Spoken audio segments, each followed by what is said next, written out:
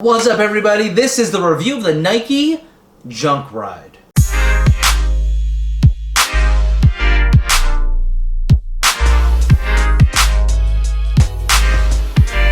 What's up, everybody? It's Lawrence. As you can see, I was not having a joyful time with the Nike Joyride. So, without further ado, let's get into the review because I have a lot of comments on this. So this is the Nike Joyride. I got it just about 2 weeks ago, started wearing it pretty much every single day in some fashion, whether it was to go down and get the mail and go to the grocery store, whether or not it was for a workout, whether or not I actually ran in these outside, I've been biked in these for a little bit. I put it through a test because I love new technology and I actually wanted these to be phenomenal. So let's start with upper like we always do. I love Flyknit. I wish that Nike would actually stop putting this material on shoes, the stretchy whatever. I miss the Flyknit versions. The new meshes for a lot of the running shoes are okay, but I just miss Flyknit in general. I feel like it's the most forming for my own feet.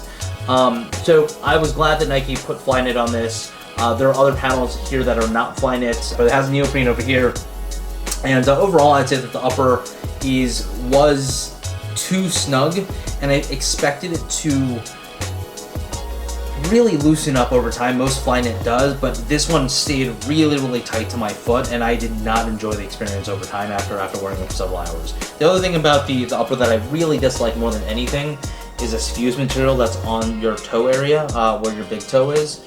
It's super apparent that it's there, and it constrains my toe, and actually started making my toe hurt a little bit. And even just the fact that as you're going through as you move your toes, you always felt this, and I'd never felt that in any other Flyknit shoe before, so I really hate it. I much rather, I think, have them put it all the way through so that it's uniform feeling on my toe than just my big toe. Going into the actual cushioning technology, when you first put on the shoe, if you definitely try it on at the store, as many YouTubers have said, if you were to touch what I'm touching right now, you can feel each individual bead, which is really weird.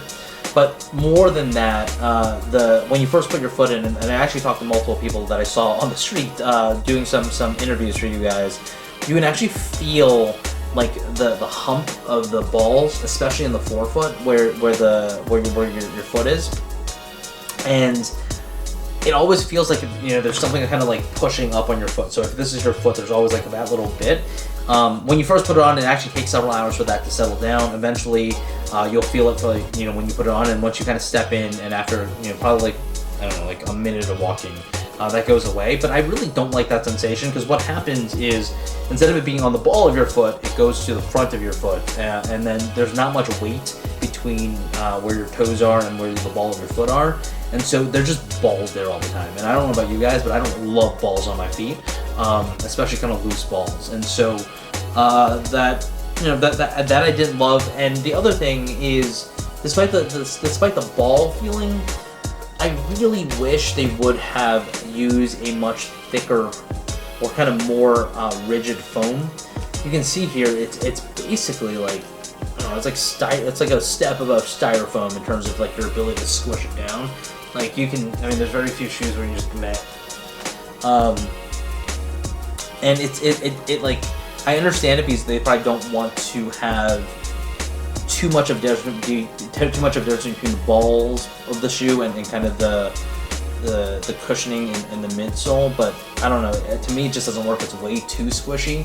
That's what I loved about React, is that it was a responsive material that was not just necessarily squishy. Overall, I don't love this shoe by any means when it comes down to how it feels. It's also not the most stable shoe, which is totally fine. The third thing, I think the biggest gripe I honestly have with the shoe, more than anything else, is the fact that it looks like a runner, it looks super comfortable, it looks super amazing. There's a lot of the new ones that I will probably still try on and see if it's a different feel, like the setter. That's either, I think, released yesterday, maybe today. Maybe I'll go to the store later to look for them. But I didn't love the whole setup, and the real reason that I have a really gripe with the shoe is it's honestly marketed for running. And it's kind of the same issue I have with the Vapor Max. I personally love the Vapor Max, even though most people either hate it or love it. But if you're the person that actually like runs in a Vapor Max, I'm definitely judging you. And if you're the person that's gonna run in a Joyride, I'm also judging you. But beyond that, I don't see this as a runner's shoe. It's way too soft. It doesn't have energy return at all. You just kind of like sink in, and then you just stay there. And that's really it. Like I said, I do want to see how this technology evolves. But I think for me, as kind of the runner version of the Joyride technology, it fails on almost every single level except for the upper, and that's not why you're buying the shoe. There's one more thing that I also have a huge gripe for. This shoe is $180.